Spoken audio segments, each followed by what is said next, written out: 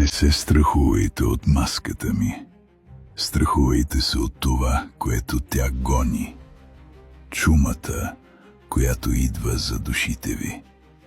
Аз съм кукер и през мразовитата зима на 1700-та година единствено моят танц стоеше между нашето село и черната смърт.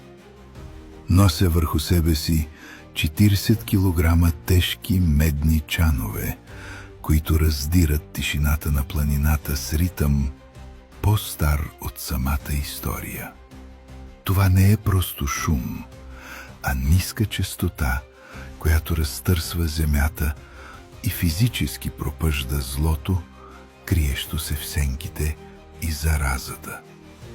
Всеки скок е воля за живот. Всяко звънтене е щит срещу невидимия враг, който искаше да ни заличи от картата.